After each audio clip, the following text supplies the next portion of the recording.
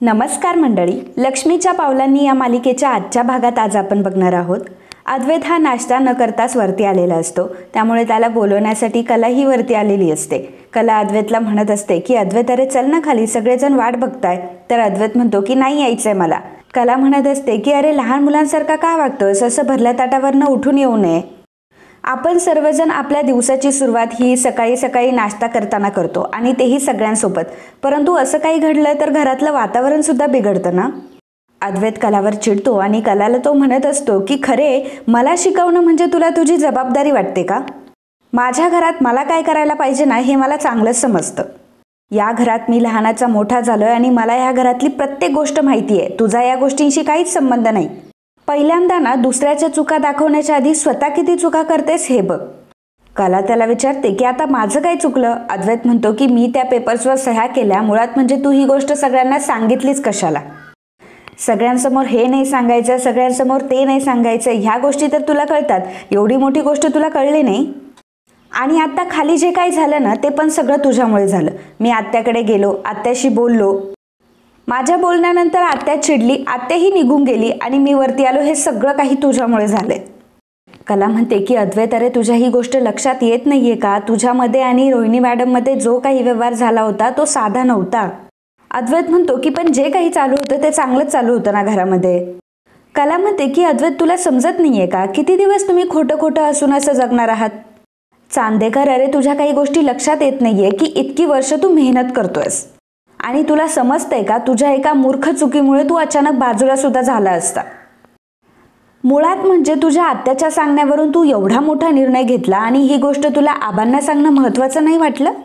खरं म्हटलं तर तुझ्या आईला म्हणजे सरोज मॅडमला ही गोष्ट सगळ्यात पहिल्यांदा माहीत असायला हवी होती.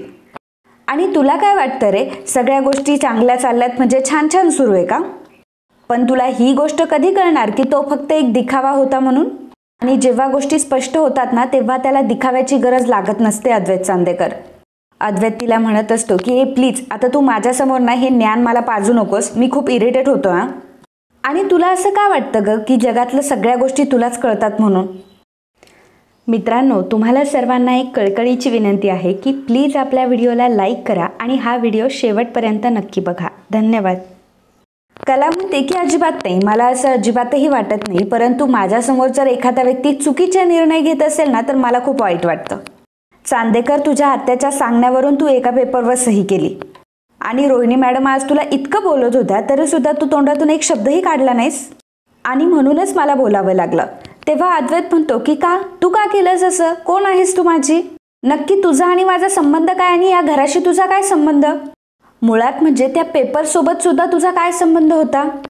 मुळात म्हणजे हे घर माझं आहे आणि या घरातल्या माणसांना मी खूप चांगलं ओळखतो, त्यामुळे नको त्या विषयावर बोलण्याची आणि नको तिथे कळवळा दाखवण्याची ना तुला काहीही गरज नाही.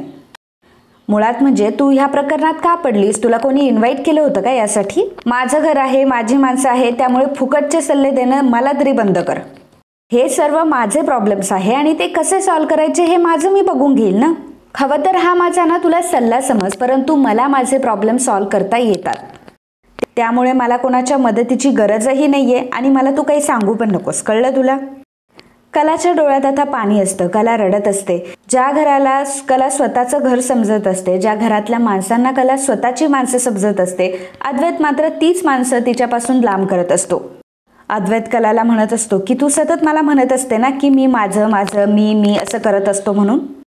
तर हो आहे, मी मीपणा करतो, मला माझ्या गोष्टींची काळजीही घेता येते आणि हे सगळं माझं आहे. माझ्या गोष्टींचं काय करायचं हे मी ठरवतो, कोणी मला सांगण्याची गरज मला अजिबात वाटत नाही. फक्त मला आबा म्हटलेत म्हणून मी तुला ह्या खोलीत राहण्याची परमिशन दिली आहे. तर प्लीज आता खोलीत तर राहतीये ना, खोलात शिरायचा अजिबात प्रयत्न करू नकोस हा. आणि आज तू इकडे राहतीये म्हणून तुला माझे प्रॉब्लेम्स कळताय. तू जर इथे राहत नसती ना तर तुला कुठले प्रॉब्लेम कळलेच नसते, निदान मी तरी सुखात होतो. आणि आता तर तू कधी अचानक माझ्या रूममध्ये येशील आणि कधी माझ्या पर्सनल गोष्टींमध्ये नाक खुपसशील याचं प्रेशर मला जास्त असतं. या रूममध्ये आल्यापासून मी बघतोय की प्रत्येक गोष्टीवर तू अधिकार दाखवत असतेस.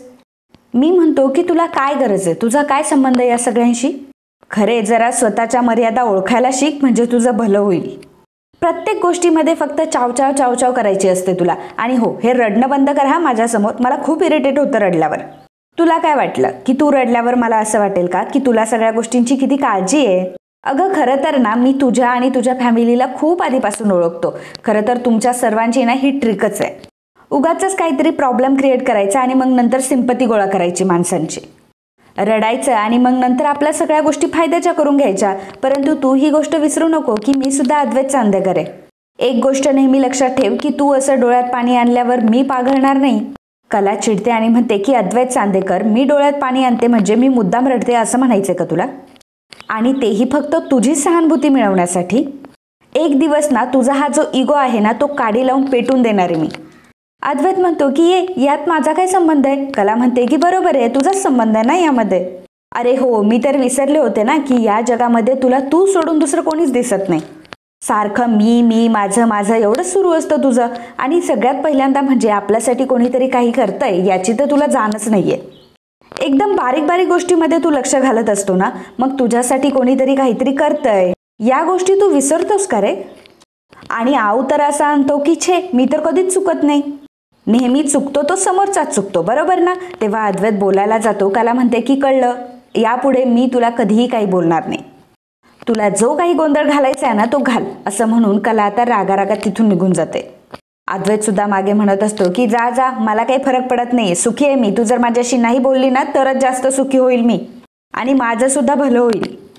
तर इकडे काजल कॅफेमध्ये काम करत असते आणि टेबल अरेंज करत असते. त्याचवेळी सोहम तिथे आलेला असतो आणि सोहम हा काजलकडे बघत असतो. अरे वा, बाकीच्या कॅफेंसारखी टेबल अरेंज करायला सुद्धा शिकली आहे ही. पण जसं हिला प्रोफेशनल होता आलंय, पण बहुतेक फ्रेंडशिप विसरली वाटतं. आता तर कॅफेमध्ये एकही माणूस नाहीये, निदान फोन तरी करू शकली असती मला. त्याचवेळी त्याला दिसतं की काजल ही कोणाला तरी फोन लावत असते. सोहम मनात विचार करतो की अरे चाईने माझ्या काय मनातलं ओळखलं काय, मला फोन करते की काही, बहुतेक मलाच फोन लावत असणार. सोहम हा त्याचा फोन हातात घेऊन उभा असतो आणि त्याच्या चेहऱ्यावर स्माईल येते आणि तो म्हणत असतो की नाही, मला माहीत होतं की काजल मला कधी विसरूच शकत नाही, ती नक्कीच मला फोन करणार. परंतु काजलने सोहमला नाही तर पक्याला कॉल लावलेला असतो आणि ती पक्याला म्हणते की हां, ते बाईकचं झालंय सगळं सॉल्व आणि डिलिव्हरीचाही प्रॉब्लेम सॉल्व झालाय, त्यामुळे तू नको टेन्शन घेऊ. काजलचं ते बोलणं ऐकून सोहम विचार करत असतो की म्हणजे हिला पक्याला फोन करायला टाईम आहे परंतु माझ्याशी बोलायला टाईम नाहीये का? जाऊ देत, त्यापेक्षा मी जातो इथून, उगाचच मला पाहिल्यावर आणखी प्रॉब्लेम क्रिएट होतील. आणि सोहम काजलशी न बोलताच आता तिथून निघून जातो. तर इकडे रात्रीच्या वेळी कला ही अंजूला म्हणत असते की अंजू, तुझं जेवण झाल्यानंतर तू जा हा झोपायला. अंजू म्हणत असते की हो पण अद्वैत साहेब. तेव्हा कला म्हणते की आता तुझे अद्वैत साहेब कधी येतील काही सांगता येत नाही, त्याच्यामुळे उगाच तू ताटकत बसू नकोस. तू काळजी करू नको, तू बिंदास झोप, ते आले की मी वाढते त्यांना. अंजू आता झोपण्यासाठी निघून गेलेली असते. तर तेवढ्यापुरतं टाइमपास म्हणून कला तिचे डिझाईन्स बघत असते. त्याचवेळी अद्वैत तिथे आलेला असतो. अद्वैत आणि कला दोघंही एकमेकांकडे बघतात आणि अद्वैत आता कलाला इग्नोर करून वरती निघून जातो. अद्वैत वरती फ्रेश होण्यासाठी गेलेला असतो. तोपर्यंत कलाने अद्वैतसाठी ताट वाढलेलं असतं आणि ती डायनिंग टेबलवर आणून ठेवते. अद्वैत येईपर्यंत पुन्हा तिचे डिझाईन्स बघत असते. अद्वैत आता तिथे आलेला असतो आणि अद्वैत ताटाकडे बघत असतो. कला मनात विचार करत असते की आता हा असा ताटाकडे काय बघतोय आणि हा काय करेल ना कधी, काही सांगता येत नाही. कला अद्वैतला म्हणते की बस आता. अद्वैत म्हणत असतो की नकोय मला. कला म्हणते की का? अद्वैत म्हणतो की तुझ्या हातचं वाढलेलं मला काही नकोय. कलालाही राग येतो. कला आता ते ताट उचलते आणि किचनमध्ये जाते. तर अद्वैत मनात विचार करतो की आता नको म्हटल्यावर लगेच ताट उचलून निघून गेली.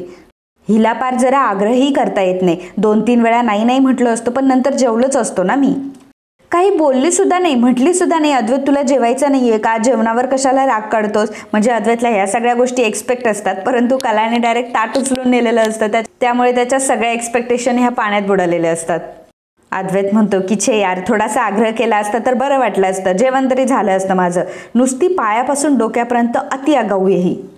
अद्वैतला तर प्रचंड भूक लागलेली असते आणि कलाने ताट हे किचनमध्ये ठेवलेलं असतं. परंतु अद्वैतकडे दुसरा कुठलाही पर्याय नसतो. त्यामुळे अद्वैत किचनमध्ये जातो आणि ते ताट घेऊन जेवायला बसणार असतो. त्याचवेळी कलामध्ये येते आणि म्हणते की काय हे? अद्वैत म्हणतो की तुला दिसत नाही का ताट आहे म्हणून?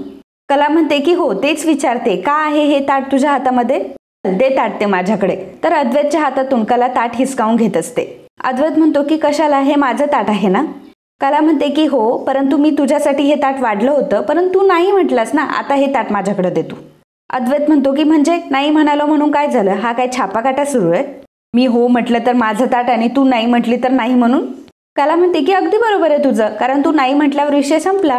अद्वैत म्हणतो की नाही नाही, असं नाहीये. ज्या क्षणी तो ओट्यावर ताट ठेवलं त्या क्षणी तुझा विषय संपला आणि माझा विषय सुरू झाला. या ताटावरचा तुझा हक्क तेव्हा संपला होता, आता हे माझं ताट आहे. कला म्हणते की हे बघ, मी तुला शिस्तीत ताट वाढून दिलं होतं तेव्हा तू काय म्हटलास? अद्वैत म्हणतो की हां, तेव्हा मी नाही म्हटलं असेल, परंतु नंतर माणसाला काही जेवू वाटू शकत नाही. कला म्हणते की वाटूच शकतं, माझी त्याच्याशी काही हरकत नाही, परंतु मला जेवायला नको असं म्हटलास तू. आणि तू काय म्हटलास की मला तू वाढलेलं काहीही नकोय.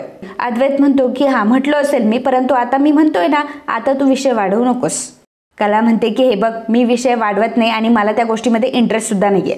मी तर तुला शिस्तीत जेवण वाढलं होतं, परंतु नाटकं कोणी केले? तू केले. अद्वैत म्हणतो की हे बघ, नाटकं नव्हते केले मी, मला राग आला होता आणि अजूनही आलेला आहे. आणि आता तर मला भूक सुद्धा लागली आहे, सोड बरं ते ताट, मला त्रास देऊ नकोस तू. कला म्हणते की कोणीतरी मागे राहून तुझं काहीतरी काम करत असेल तर त्याला माणुसकी म्हणून काहीतरी बोलायचं असतं आणि ते गोड मानून घ्यायचं असतं. पण तू काय केलंस? नेहमीप्रमाणे ॲटिट्यूड दाखवला ना. मला म्हटला की तू वाढलेलं मला काही नकोय, निदान असं म्हटला होता तरी तुझ्या ॲटिट्यूडला तरी चिटकून राहा. लगेच कशा काय रे पलट्या मारतोस तू? मी तुला ताट वाढून दिलं होतं ना चांगलं, ओट्यावर ठेवल्यावर बरोबर घेतलंस रे तू. अद्वैत तिला म्हणत असतो की तू गप्प बसा, आता ते ताट माझं आहे, चल सोड बरं ते ताट. अद्वैत हा कलाच्या हातातून ताट खेचत असतो. कला म्हणत असते की नाही, हे ताट मी वाढलं होतं त्यामुळे हे ताट माझं आहे. तर कला सुद्धा अद्वैतच्या हातातून ते ताट खेचत असते. अद्वैत आणि कला दोघंही आता ताट एकमेकांकडे ओढत असतात आणि त्या ताटावरनं भांडणं करत असतात. अगदी लहान मुलांसारखे त्यांची हे भांडणं सुरू असतात. आणि मित्रांनो, हे त्यांची भांडणं आबांच्या रूमच्या समोर होत असतात. आता आबांना त्या गोष्टीचं फार इरिटेट झालेलं असतं आणि आबा आता दरवाजा उघडून बाहेर येतात आणि त्या दोघांना म्हणतात की काय रे, काय चाललंय तुमचं? तुम्हाला काही काळवेळ नाहीये का? कधीही तुमचे भांडणं सुरू असतात का? अद्वैत आणि कला दोघंही एकदम चिडीचूप झालेले असतात आणि एकदम चिडीचूप होऊन उभे असतात. आबा अद्वैतला आणि कलाला विचारतात की आता जेवणाचं ताटही तुम्ही सोडणार नाही आहात का? जेवणाच्या ताटावरून सुद्धा भांडणार आहात का? अद्वैत म्हणतो की नाही आजोबा, म्हणजे ते कसं? कला म्हणते की तू गप्प बस आजोबा, मी तुम्हाला सांगते काय झालं ते. आजोबा, मी ह्याला ताट वाढून दिलं होतं शिस्तीमध्ये, तर हा मला काय म्हटला की तू वाढलेलं ताट मला नकोय. याला मी आधी वाढलं होतं ना बरोबर, नंतर मी ताट हे ओट्यावर नेऊन ठेवलं तर तेव्हा हा ताट बरोबर घेतोय. अद्वैत मनात विचार करत असतो की मुद्दाम आबांकडे माझी कंप्लेंट करतेय, तिला ना नसता उचापत्या करायची सवयच आहे. आबा अद्वैतला म्हणत असतात की अद्वैत, अरे समोर जेवणाचं ताट असताना त्याला नाकारायची चूक कधीच करायची नसते. तुला ही गोष्ट माहितीये ना अद्वैत चांगली, आणि अन्न हे पूर्ण ब्रह्म आहे हेही तुला माहितीये ना. समजा जर आपलं पोट भरलेलं जरी असलं ना तरी सुद्धा आपण एक घास खातो आणि त्या भरल्या ताटाला नमस्कार करतो. पण तू काय केलं अद्वैत? सरळ नको म्हणून तू बाजूला झालास.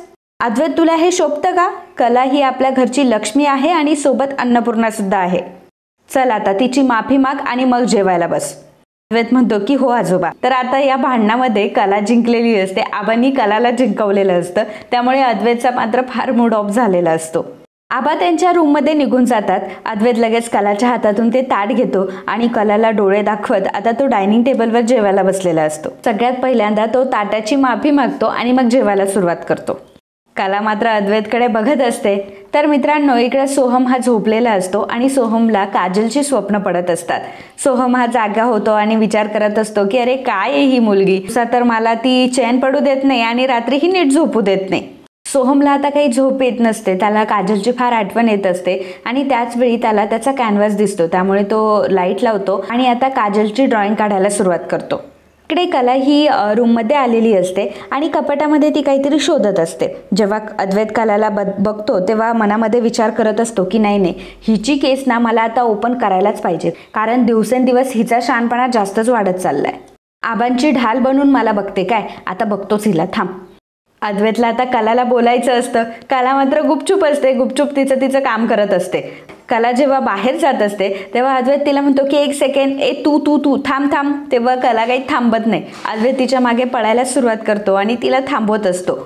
अद्वैत तिला म्हणतो की तुला थांब म्हटल्यावर कळत नाही का? त्याला फक्त असा एक लुक देते जसं काय आबा आलेत आणि आबा कलांकडे बघतीये. तर अद्वैत एवढा घाबरलेला असतो आणि आबांकडे बघायला लागतो. तर आबा तिथे समोर नसतात, त्यामुळे कला तिथून निघून जाते.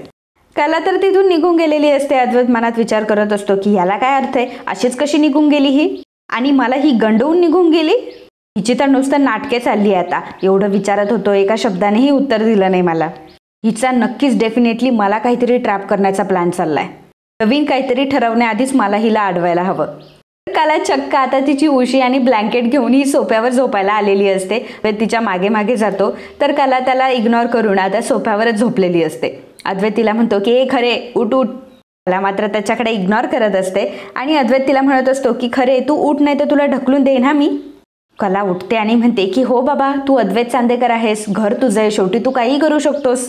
अद्वैत तिला म्हणतो की तुझी ही नाटकं पहिल्यांदा बंद कर आणि वर चल बरं. कला म्हणते की कुठं वर? अद्वैत म्हणतो की तू आता अति करू नकोस हा, वर म्हणजे आपल्या खोलीत. कला म्हणते की बापरे, आपल्या खोलीत म्हणजे तुझ्या आणि माझ्या खोलीत? अद्वैत म्हणतो की म्हणजे माझ्या खोलीत, जिथे मी तुला राहायला देतो ना त्या खोलीत चल. कला म्हणते की हे बघ, सकाळी जे तू मला ताड ताड बोललास ना ते पहिल्यांदा आठव. अद्वैत म्हणतो की मी काय बोललो? कला म्हणते की जाऊ दे, तू एक काम कर, जा ना तुझ्या खोलीत झोपायला. आज मी नाही येणार तुला डिस्टर्ब करायला, जातो. गुड नाईट, जा आता तू. तर अद्वैत तिला म्हणत असतो की हा ठीक आहे मी बोललो, पण मी का बोललो याचा तू विचार केला का? कला म्हणते की का बोललास तू असं? अद्वैत म्हणतो की मला राग आला होता म्हणून बोललो मी. कला म्हणते की मला सांग, तुला कधी राग येत नाही? मगाशी तुला जेवताना ताट नको असं म्हणाला आणि मग नंतर लगेच जेवला. सकाळी सुद्धा तुला खूप राग आला म्हणून तू मला वाटेल तसं बोललास. काय तर म्हणे की मी तुला सहन करतो, तू येण्याच्या आधी माझं आयुष्य सुखी होतं आणि आता मला वर घेऊन जायला आलायस. तुझं तरी तुला कळतं का की तू काय करतोयस ते, काय बोलतोयस ते?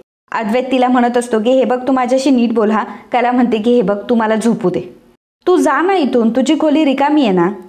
एक काम कर, रूममध्ये जा, तुझी खोली माझी खोली असं खेळत बस, जा आता. अद्वैत तिला म्हणत असतो च्या वागण्याने तू स्वतःचं महत्त्व वाढवून घेते, त्याचं काय करायचं ग? आणि मी जरासं बोललो तर एवढं काय झालं ग त्याच्यामध्ये? कला म्हणते की जरासं बोललास चांदेकर तू? चांदेकर, तू काय काय बोललायस ना हे एकदा परत आठवतो. आणि जे काही बोलला होता ना ते एकदा आठव, की तेही विसरलास. रेकॉर्ड करून ठेवायला पाहिजे होतं तुझं बोलणं. निदान मी तरी रेकॉर्ड करून ठेवलं असतं ना तर तुला ते ऐकवता तरी आलं असतं आता. हे बघ चांदेकर, शब्द हे खूप महत्त्वाचे असतात हा. एखाद्याला आपण बोलून जातो, परंतु त्यानंतर आपण त्याला काय बोललोय, त्याला काय वाटलं असेल याचा विचार कोण करेल रे? एखाद्याला बोलून मारायचं आणि मग नंतर त्याला उठ असं म्हणायचं, काय अर्थ आहे याला?